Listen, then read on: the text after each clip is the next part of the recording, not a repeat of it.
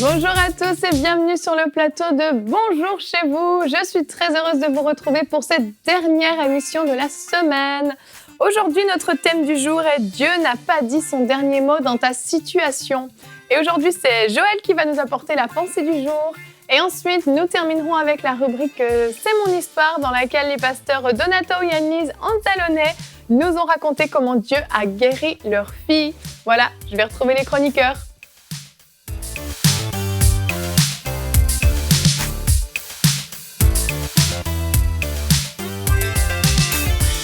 Bonjour à tous. Bonjour Evelyne. Vous allez bien aujourd'hui? Super. Super. Aujourd'hui, notre thème, Dieu n'a pas dit son dernier mot dans ta situation.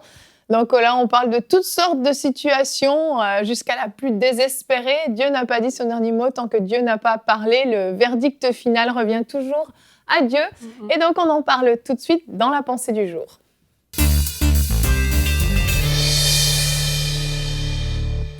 Donc Joël, le titre de ta pensée est « Dieu n'a pas dit son dernier mot ». Oui. En fait, je me souviens quand j'avais 18 ans, en fait, je me cherchais beaucoup. Je voulais connaître la volonté de Dieu pour ma vie et je me souviens, j'étais vraiment confus. Et j'ai trouvé un livre par Joyce Meyer qui s'appelait « Enjoying where you are on the way to where you're going ». Traduction, on doit vraiment apprécier là où nous sommes, sur le chemin où nous allons.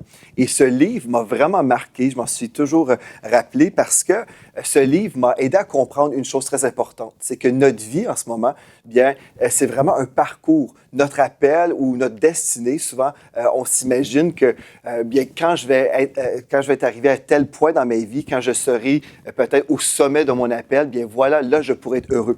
Et c'est vraiment une séduction. En fait, nous sommes séduits si on s'imagine qu'on va être heureux juste un jour. Mais Dieu nous appelle à être heureux aujourd'hui sur le chemin où nous allons. Et je trouve ça vraiment une belle façon de percevoir la vie. C'est une belle vision pour notre vie parce que, bien, en fait, on va se réjouir juste un jour. Non, on devrait se réjouir tous les jours de notre vie parce qu'en fait, Dieu veut qu'on soit heureux. Mais il y a plusieurs chrétiens qui sont frustrés, qui sont malheureux, insatisfaits. Ils sont là, ils voient juste leur vie actuelle et puis ils se disent « Ah, bien, c'est pas ça que je veux vivre et puis je m'attendais de vivre d'autres choses. » Et je comprends qu'on peut tous passer par des moments comme ça. Mais on ne veut pas vivre comme ça parce que là, c'est vraiment le désastre. Ce que Dieu veut qu'on comprenne aujourd'hui, c'est que notre destinée n'est pas une simple destination, mais un long parcours où nous apprenons à être heureux aujourd'hui sur le chemin où nous allons. Et ce parcours, en fait, c'est là où Dieu nous forme et nous transforme. Et on ne doit pas non plus être dans le mépris par rapport à ce processus. Parce que oui, on va être formé par des expériences positives, mais aussi négatives. Et on va être transformé et pour vraiment vivre la gloire de Dieu dans nos vies et resplendir la gloire de Dieu. Mais si on ne passe pas par le processus, si on veut juste arriver au sommet automatiquement, sans passer par le parcours pour y arriver, bien finalement, c'est un non-sens. Et puis, on devrait vraiment s'arrêter et se poser la question aujourd'hui, est-ce que je suis heureux? Est-ce que je me dis, bien, je vais être heureux juste un jour ou est-ce que je peux vraiment accepter aujourd'hui le processus de Dieu dans ma vie? Donc, pour y arriver, on doit croire aujourd'hui. Nous devons croire que Dieu se charge lui-même de notre destinée. Ça, c'est une chose très importante. Si je comprends, OK, Dieu est au contrôle de ma vie, il va se charger aussi de ma promotion. Je n'ai pas à m'inquiéter de toutes ces choses-là, mais je peux lui faire confiance aujourd'hui dans la situation où je me retrouve. Et puis, il y a 3 points, en fait, que j'aimerais vous partager aujourd'hui pour vous encourager au niveau de votre patience concernant votre appel et votre destinée. Parce qu'aujourd'hui, nous sommes là, rassemblés, nous sommes tous dans le service de Dieu et peut-être aujourd'hui, vous servez déjà le Seigneur là où vous êtes. Et peut-être vous dites, ah bien, j'aimerais ça être comme les gens à EMC TV ou j'aimerais ça vivre telle ou telle percée dans ma vie. Et c'est très bien d'avoir des aspirations, mais ne méprisez pas là où vous êtes en ce moment. Parce que je me souviens quand j'ai travaillé dans l'hôtellerie pendant 6 ans, je trouvais ça difficile parce que j'avais l'appel de Dieu sur ma vie, j'avais déjà les rêves que Dieu avait déposés en moi et pourtant, je ramassais des tasses sales et puis j'étais comme frustré. Je me disais, mais pourquoi ça m'arrive? Seigneur, j'ai tout abandonné pour toi, pour te servir et me voici en train de ramasser des tasses sales. Et donc, je peux vous comprendre là où vous êtes. Je vais vous encourager aujourd'hui avec 3 choses très importantes. Premièrement, l'homme a une vision très limitée de sa vie. Nous sommes comme ça, nous sommes très limités dans notre vision. On s'imagine, bien là, aujourd'hui, dans mon quotidien, ramasser les tasses sales, bien, je trouve ça très difficile et je comprends. Mais en fait, ce que j'ai compris plus tard, c'est que pendant ces 6 ans où je travaillais dans le monde séculier, Dieu m'a formé au niveau de mon caractère, mais aussi pendant cette période de ma vie, je formais des gens constamment parce que personne ne voulait rester dans ce travail. Donc, je me retrouvais toujours en train de former des personnes et j'ai compris plus tard, ah, mais c'était une école en fait, parce que j'ai dû exercer beaucoup de patience avec des personnes qui étaient parfois difficiles. Bref, Dieu m'a formé pendant ce temps-là. Et dans Proverbe 14, verset 12, la Bible nous dit, « Telle voie paraît droite à un homme, mais son issue, c'est la voie de la mort. » Parfois, on est là, on a nos idées. « Ah, je devrais peut-être faire ceci ou cela, ou je dois peut-être agir maintenant pour forcer les choses. » Mais en fait, vous êtes mieux d'être patient et persévérant dans les voies de Dieu parce que Dieu est votre agent de promotion. Il va vous aider à entrer dans votre prochaine saison si vous demeurez avec lui dans son plan. Deuxième chose que j'aimerais vous partager, c'est que l'homme peut essayer d'entrer lui-même ou humainement dans sa destinée.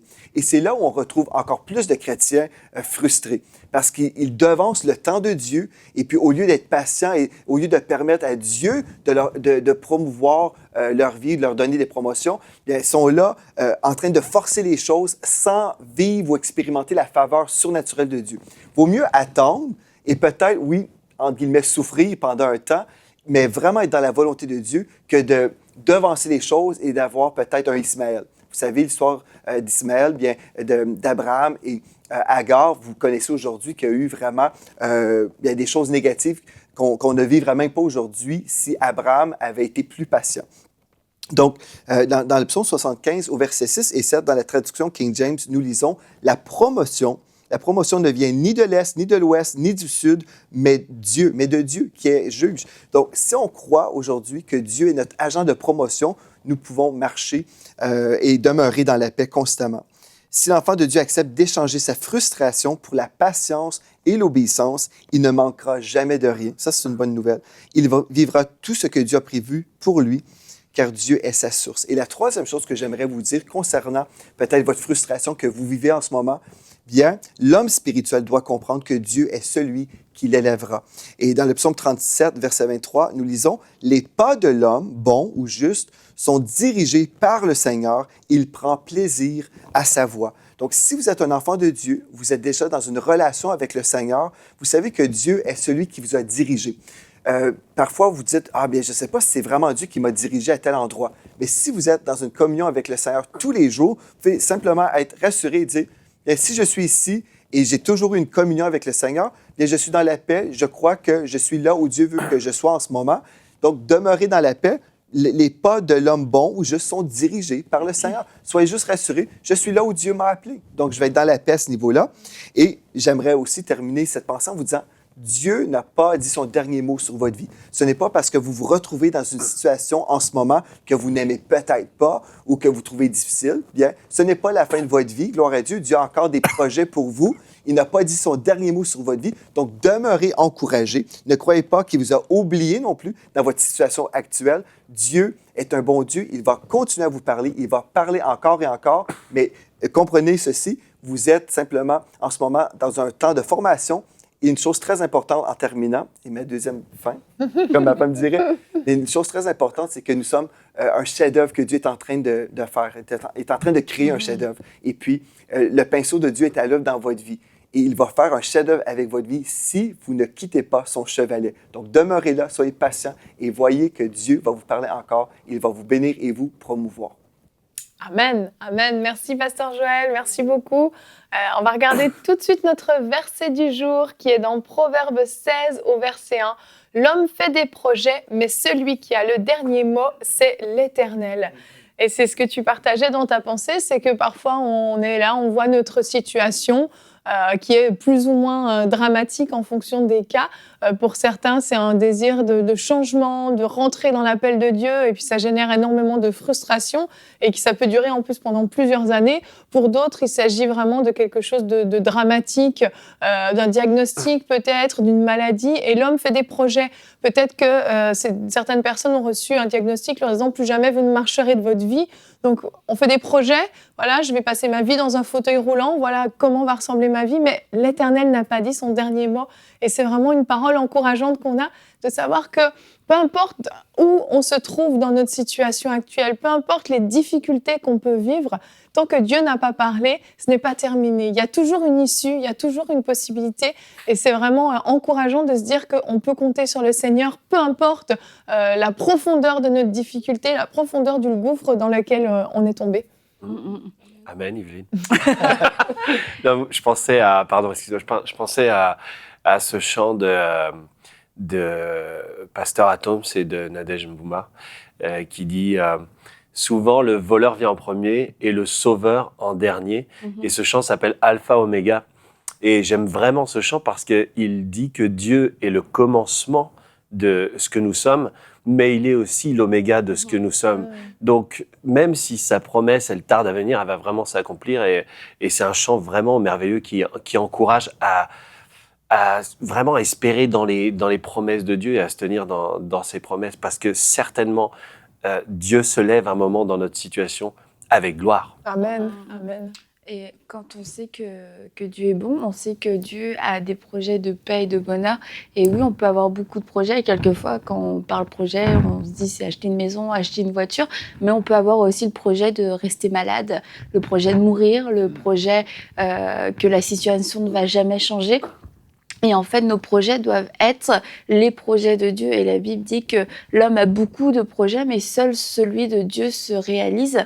Et c'est de se dire, peu importe la situation dramatique dans laquelle je me trouve, quel est le projet de Dieu pour ma vie? Est-ce que c'est la mort? Est-ce que c'est la pauvreté? Est-ce que c'est tout ce que je suis en train de vivre aujourd'hui? Non, c'est pas ça le plan de Dieu pour ma vie. C'est pas ce que Dieu a dit, c'est pas ce que Dieu a formulé lorsqu'il m'a créé. Il a pas dit que j'avais été fait pour ça.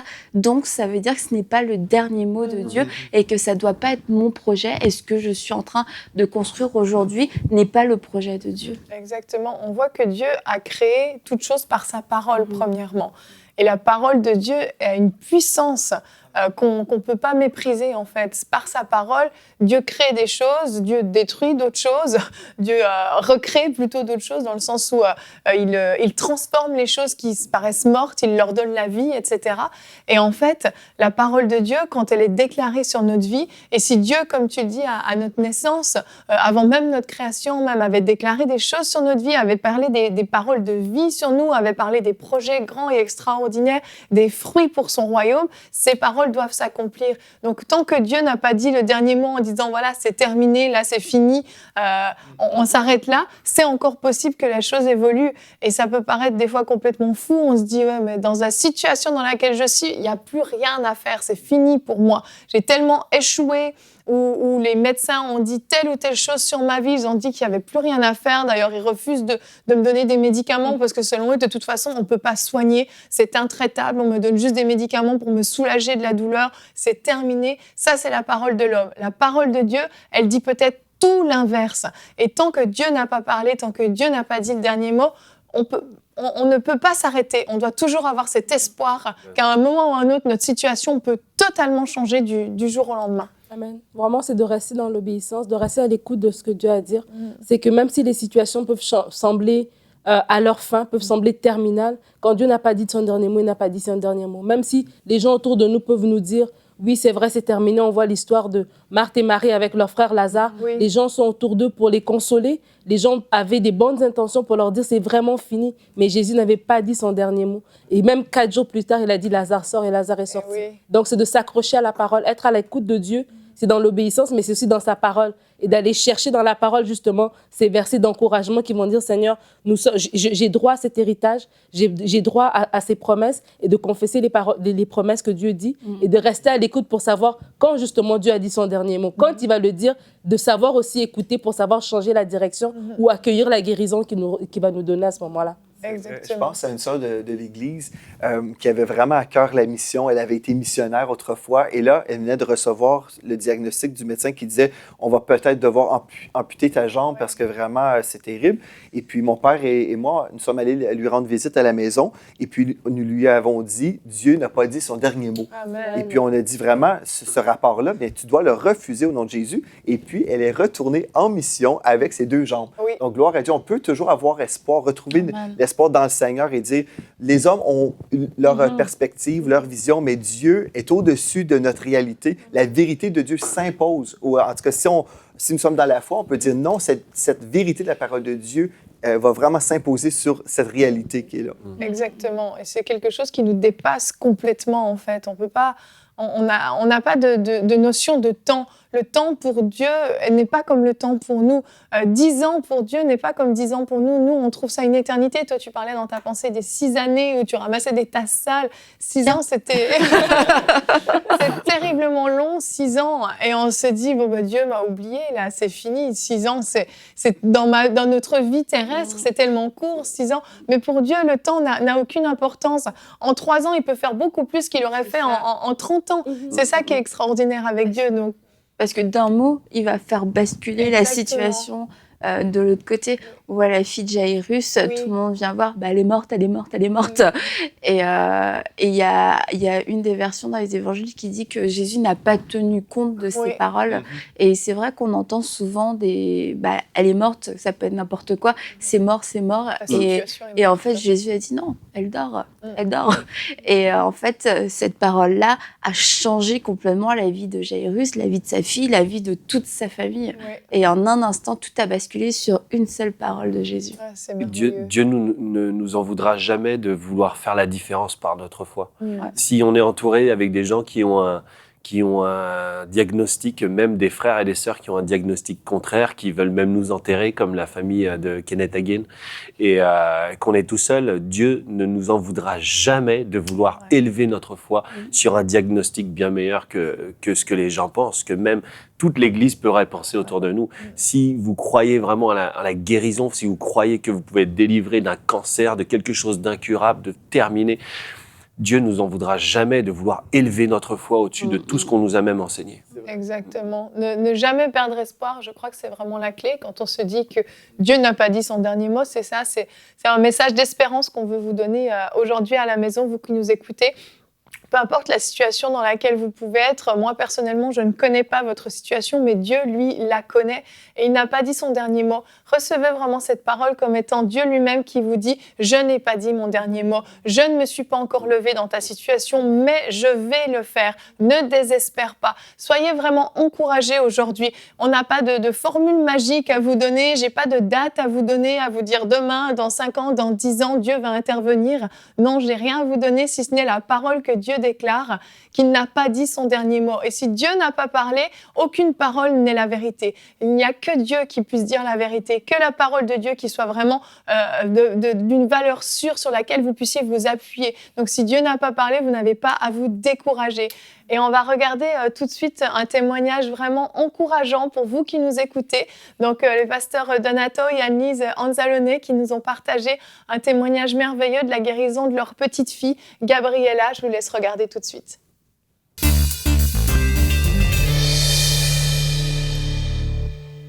Et on se retrouve pour la rubrique « C'est mon histoire ». Aujourd'hui, j'ai le privilège d'avoir avec moi le pasteur Donato Anzalone et son épouse Annelise. Bienvenue à tous les deux dans « C'est mon histoire ». Bonjour Evelyne. Bonjour à vous. Bonjour. Vous allez bien ? Très bien, merci. Super. On est heureux d'être ici. Oui. C'est un plaisir pour moi et vous allez nous partager une histoire qui est vraiment merveilleuse. Moi, j'aime les histoires de guérison et encore plus quand il s'agit de guérison d'enfants. Donc, vous allez nous raconter l'histoire de de la guérison de votre fille Gabriella qui a été guérie de la maladie. Je ne vais pas l'estropier. Dites comment ça se... Le CMV. Le CMV qui veut dire le cytomégalovirus. Cytomégalovirus, qui est donc une altération au niveau du cerveau. Qui fait que certaines parties du cerveau, en fait, à la naissance, étaient simplement mortes, en fait, donc infonctionnelles, si je comprends bien, c'est ça ? Exactement. Et puis, donc vous avez découvert petit à petit, à l'âge de 7 mois, c'est ça ? À l'âge de 7 mois, vous avez réalisé qu'il y avait un problème. Et Pasteur Donato, vous me disiez hors antenne qu'un jour, quelqu'un dans une ligne de prière, un homme de Dieu vous a demandé de prier pour son enfant qui était malade. Voilà. Oui, en effet, c'était un homme, lorsque les gens venaient pour demander la prière, il me disait ceci, il m'a dit « Pasteur Donato, priez pour mon fils parce qu'il est handicapé et c'est une honte pour mon ministère. Et je me regarde, je dis « C'est bizarre ». Parce que moi aussi, j'ai un enfant handicapé et c'est pas une honte pour mon ministère. En fait, la Bible dit que les enfants sont une bénédiction, un héritage de la part du Seigneur, une récompense. Et il n'est pas dit que ce sont les enfants en bonne santé. C'est les enfants. Un point, c'est tout. Ah oui. Et donc, en fait, je me suis dit avec lui, je lui ai dit, vous savez, c'est pas pour votre fils que je prie, c'est pour votre tête. Il a mal pris. Oui, j'imagine. Mais heureusement que tous les hommes de Dieu ne sont pas comme ça. Exactement. La plupart, en général, même si je dirais même la majorité, sont des gens pleins de compassion et qui comprennent très bien que ce qui leur arriverait à leurs enfants, eh ben, c'est jamais une honte pour eux. Hein, Exactement. ça n'était pas une honte pour nous. Pour vous, c'est ça. Ça n'a pas été une honte. Non. Et puis, si on revient au moment, parce qu'il y a des parents qui nous écoutent et qui se disent moi aussi, mon enfant est malade. Et je crois que le moment le pire en tant que parent, c'est l'annonce du diagnostic. C'est ça. Et comment vous avez réagi quand justement ce diagnostic tombe? On vous dit maladie incurable. Oui, oui. Mais pour nous, c'était pas un diagnostic, c'était un verdict. Oui. Ok. Comme on est devant le juge, là, boum, il n'y a rien à faire parce que c'était vraiment incurable. Vas-y, mon chéri. Oui, il y avait un moment de choc. Oui. Un moment où on se dit, ah, ça ne peut pas être vrai. J'ai peut-être mal compris, ou c'est pas si grave que ça, ou ils se sont trompés. Mais on n'a pas été dans le désespoir. Au moment qu'on a commencé à réaliser que c'était quand même vrai, Oui. parce qu'ils nous ont aussi montré vraiment Oui, les au niveau du lésions cerveau. dans le cerveau, donc tu te dis oui, c'est bien vrai. À ce moment-là, on s'est rendu compte que ça, c'était pas le mot final. OK. Qu'il y a un autre rapport qui est plus importante, plus réel, en effet, plus vrai de ce qu'on nous montre. Peut-être qu'il faut expliquer d'abord le premier rapport, qui est le rapport des médecins. Oui. La Bible dit quel rapport allez-vous croire? Le rapport des hommes ou le rapport de Dieu? Le rapport des médecins était clair. Oui. Gabriella, lorsqu'elle était encore dans le sein de sa maman, a attrapé avec sa mère le CMV. Le CMV est un virus qui s'appelle le cytomégalovirus, ça c'est le nom complet. Qu'est-ce qu'il fait? Il va jusque dans le cerveau, jette un gel sur les cellules du cerveau, celles-ci s'isolent et en s'isolant, elles meurent. OK. Donc toutes les cellules du cerveau concernant la motricité fine, le marcher et le parler étaient complètement détruites. Les médecins nous ont dit, votre fille ne parlera jamais, ne marchera jamais, aura toujours des problèmes de motricité, mais ils ont omis de nous dire que, en général, tous les enfants avec le CMV meurent à l'adolescence. Ah oui, en plus. Oui, en plus. OK, mais ça, ils vous l'ont pas dit. Non. Non. Ils ont omis de le dire. Ben, heureusement, Oui. peut-être. Hein. Ben oui. On se passe de ce genre de mauvaises On l'a su nouvelles. par après. Vous l'avez su par après. Et en plus, c'est une maladie qui est dégénérative pendant les deux premières années de vie. Oui. Donc, en fait, ce que vous voyez là au niveau de Gabriella, on vous dit que ça risque d'être pire, d'empirer dans les 2 premières Bien années sûr. de sa vie. Parce Parce que là, le virus était toujours présent. exactement. Donc, les dégâts au cerveau continuent de se produire. Donc là, pour l'instant, c'est un petit bébé qui ne tient simplement pas sa tête. Mais finalement, vous voyez qu'elle n'est pas capable de tenir assise, qu'elle ne peut pas commencer à ramper. Et puis, au niveau du langage, forcément, il n'y a pas de premier mot qui arrive. Et comment ça se passe ces premiers mois après l'annonce du diagnostic, les mois passent et puis vous voyez les séquelles qui commencent à sortir? En fait, avant qu'Annelise réponde à cela, on avait un double problème. Ok. Le problème, c'était les dégâts faits par le virus. Oui. Et peut-être le plus gros problème qu'on avait, c'était que le virus était encore là et il n'y a aucun remède contre le virus. Donc, non seulement il n'y a pas de remède pour les dégâts qu'il a déjà accomplis, Oui. mais il n'y a même pas de remède pour se débarrasser du virus. Et il a une durée de vie à peu près 2 ans. C'est ça qu'il nous avait dit. Et donc, pour nous, c'était un double combat. C'était le combat pour croire d'abord que le virus allait être détruit. Et là, nous avons pris autorité. Nous avons dit, dans le nom de Jésus, nous proclamons que ce virus est détruit et qu'il ne fait plus de dégâts. Oui. Au moins déjà arrêter Voilà. le train en marche, si on veut. Oui. bien. Voilà. Et depuis ce moment-là, Annelise, on n'a plus jamais vu de dégâts supplémentaires. Ok. Non. Amen. Ça, c'était déjà c'était une belle victoire pour vous. C'était une victoire. Parce qu'on sait, la foi fonctionne avec des victoires, Oui. s'alimente Oui. par des Absolument. victoires. Oui. Donc déjà, il y a eu cette première victoire. Il n'y a pas eu de dégâts supplémentaires supplémentaires. Non. Maintenant, il fallait régler le problème des dégâts qui avaient déjà été faits. Oui. c'est Et qui ça? n'était pas moindre. Hein. Oui. Oui, oui, Hein? oui. Et c'est là qu'Anaïs dit il y a deux rapports. Il y a le rapport des hommes et il y a le rapport de Dieu. Mhm. La Bible dit que par les meurtrissures de Jésus, nous sommes guéris. Oui. Et on s'est accroché à ce genre de promesses-là. Vas-y, chérie. Oui. Donc, bien sûr, après un diagnostic pareil, donc toute une machine médicale se met en route, Oui. bien que donc c'est une maladie pas curable, mais donc il y avait des physiothérapies qui allaient se faire pour que justement les muscles ne deviennent pas toutes raides, des choses comme ça. Et bien sûr, on nous avait pas promis des progrès parce qu'il n'y a pas cette possibilité. Lorsqu'on l'a apporté chez le kinésithérapeute, la kiné a dit, quand elle a vu Gabriella, elle a essayé de faire des tests avec elle, elle a dit, elle était tellement choquée qu'elle a dit, je ne sais rien faire avec cette chose-là. C'est terrible. Et c'était pas méchant, hein. Non, non. Elle était tellement désespérée. C'est ça. Hein, on la connaît, c'est Oui. une femme extraordinaire, mais elle était choquée, désespérée. Tellement la situation de Gabriella était grave et sérieuse. Oui, oui, C'est pour dire à quel point Exact. c'était quand même un cas réellement critique, en Oui, fait. oui. Et vous, Annelise, vous me disiez avant l'émission que quand vous étiez enceinte, Oui. vous aviez reçu des paroles et des images aussi de votre fils, c'est ça? Oui, il y a deux choses. Je pense que chaque maman qui est enceinte, elle se fait une image mentale de son enfant. Et à un certain moment, donc, nous avons su que c'était une fille. Donc, pour la maman, moi, j'avais donc déjà un petit garçon. Oui. C'était une superbe nouvelle d'avoir donc une fille. Et je peux m'imaginer qu'on peut penser à des tas de choses quand on pense « Ah, je vais avoir une fille ».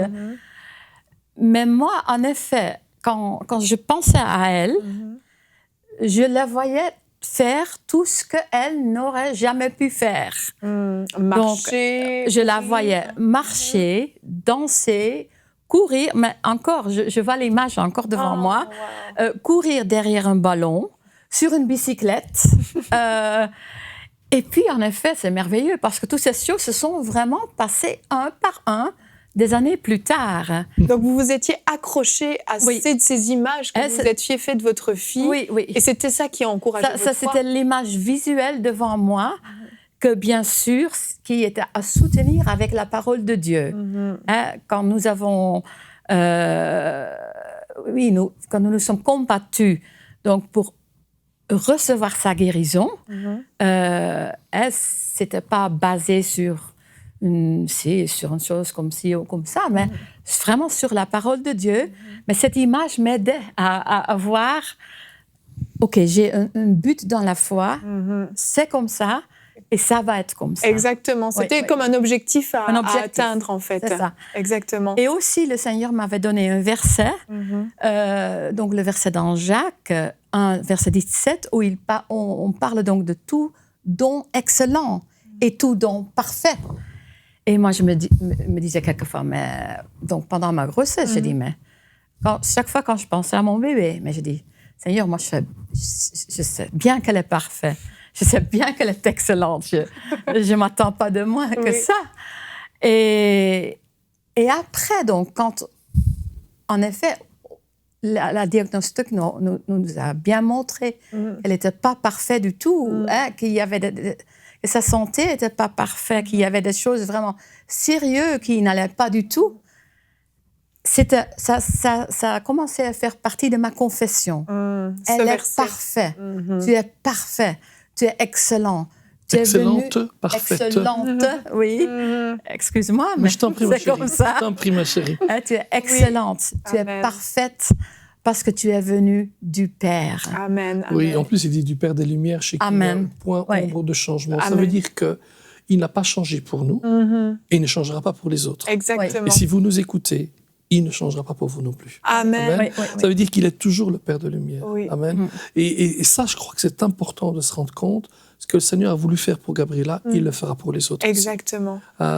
Et vous me disiez aussi que vous n'aviez pas eu de prophétie disant qu'un jour elle allait marcher, qu'un jour ci, un jour ça. Vous n'avez pas reçu de prophétie, mais que finalement, vous vous disiez, on n'a pas besoin de prophétie, on a la parole de Dieu. Ce n'était pas une nécessité pour vous d'avoir une Oui, prophétie. et là, certainement, la Bible dit, ne méprisez pas la prophétie. Bien On est tout à fait sûr, d'accord avec ça. oui. Et on est tous d'accord là-dessus.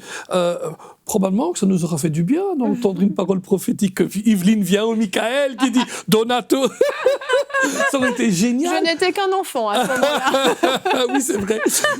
Mais ça aurait été génial. Je crois que ça nous aurait encouragés. Oui, Mais la Bible dit quand même qu'on a aussi une parole prophétique plus certaine. C'est Oui, la parole oui. de Dieu. c'est ça. Anonis dit, quand elle dit qu'elle avait reçu ce verset dans son cœur, c'était un verset de la Bible. C'était tout aussi efficace qu'une prophétie. Absolument. Oui. Et je crois que c'est là qu'on doit faire attention, parce que certains pensent que s'ils n'ont pas une parole prophétique, Oui. ils n'auront pas leur guérison. C'est parce que la Bible dit. Oui. Non. Croyons la Bible, comme les enfants croient la Bible telle qu'elle est. Et c'est ce qu'on a fait. On a osé croire la Bible. Osé croire que ce que Dieu disait de notre enfant est la vérité. Par les meurtrissures de Jésus, elle est guérie. Tu es tout don parfait, excellent vient du Père des Lumières, chez qui il n'y a point ombre de changement.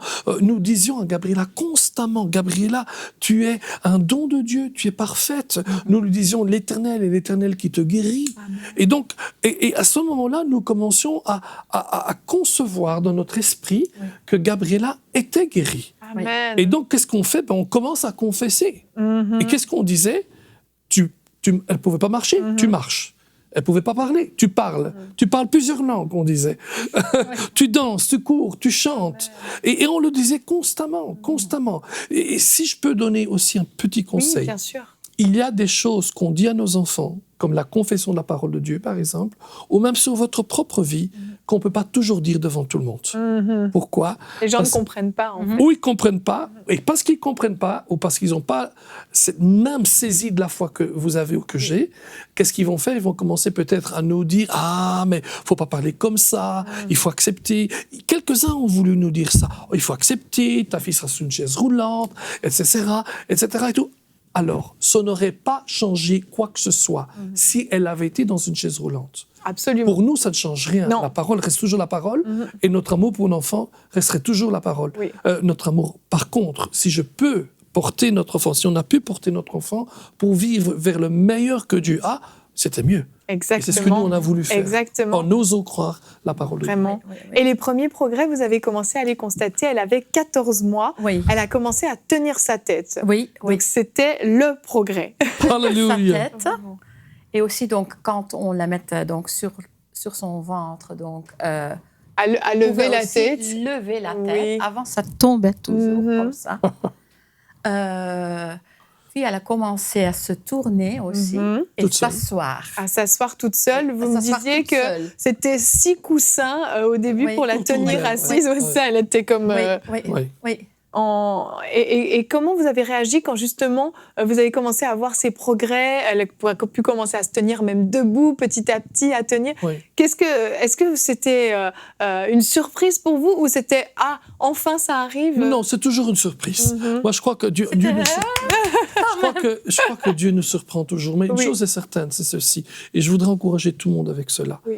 Lorsque Élie, le prophète Élie, demande à son serviteur de retourner pour voir s'il y a quelque chose qui change dans le soleil et tout. Oui. Au bout de 7 fois, il revient, probablement fatigué, Lassé. transpirant, lassé. Probablement, il se dit, mais il n'a qu'à le faire lui-même.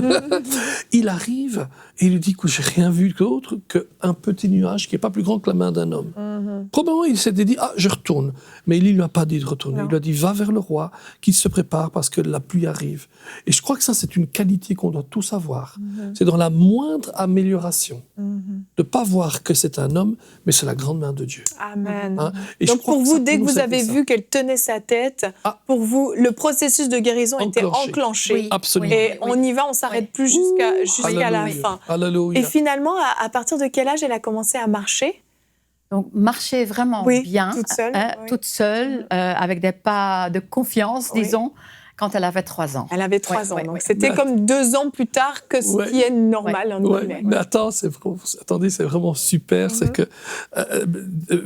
au bout de presque quand elle avait 3 ans, elle commençait donc bien sûr à marcher à 4 pattes maintenant, à s'asseoir bien, à jouer, etc. Et, tout, et aussi se tenir sur les portes, sur les tables. Mais un jour, j'arrive de mon bureau et je la vois assise par terre. Et là, elle joue, et puis elle me voit avec des yeux grands comme ça, tout plein de qui picotaient, qui mouillaient Oui, comme mouillé, ça. ému en fait. Ému.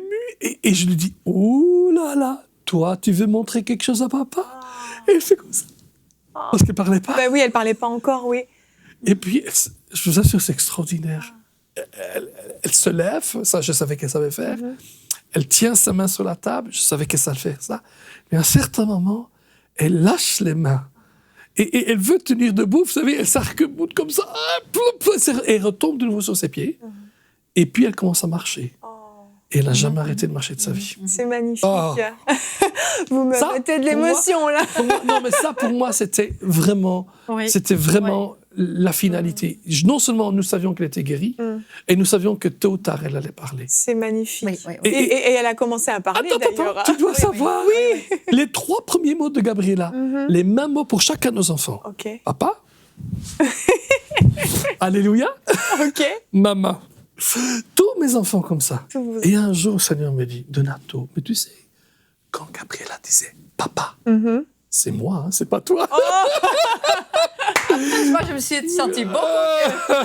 Et- Finalement, c'était maman son premier entre vous deux. Amen. Ah, c'est Non, merveilleux. mais en fait, nous, on se réjouit de ça, parce que je le crois vraiment. Parce que nous, on a toujours enseigné à nos enfants, on leur a toujours dit, on vous aime plus que tout autre, mais on aime encore Dieu plus que vous. Ah oui. Et on les a appris qu'ils doivent nous aimer plus que tout autre. Amen. Mais au-dessus de nous, ils doivent encore aimer Dieu. Amen.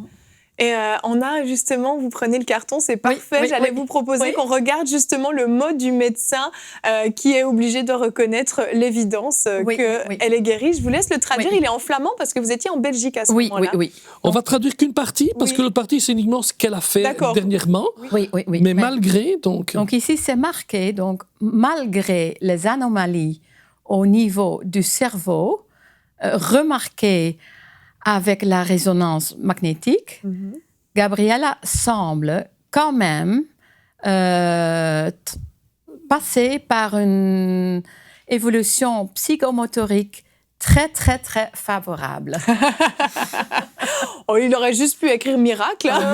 Amen. Moi, j'aime beaucoup Amen. le mot malgré. Oui, malgré. Parce Exactement. que c'est toujours, oui, il y a ça, mais Dieu. hein. Amen. Le malgré, c'est le mot de Dieu. Oui, ça c'est le mot de Et on voit, il y a également des photos de Gabriela maintenant, qui est une jeune fille absolument magnifique, qui sert le Seigneur.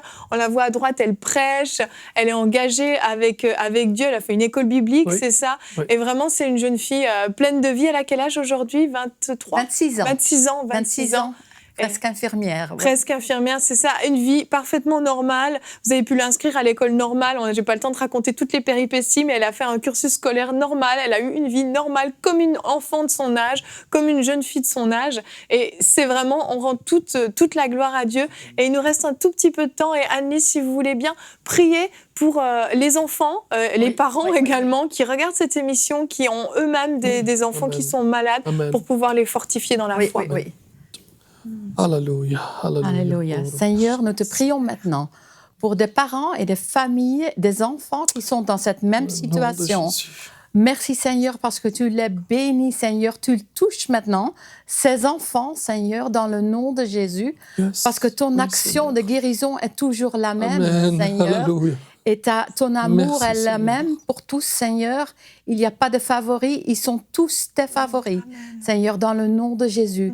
Et je te prie aussi pour les parents, Seigneur, qui peuvent vraiment faire des pas de foi, Seigneur, qui peuvent s'accrocher à ta parole et voir le miracle que tu as prévu pour eux s'accomplir dans le nom de Jésus. Merci, Seigneur, parce que tu les fortifies et tu les aides, Seigneur, à aller jusqu'au bout dans leur foi et qu'il y a une grande récompense pour eux et pour leurs enfants dans tout ce que tu as prévu pour eux. Amen. Amen. Amen. Amen.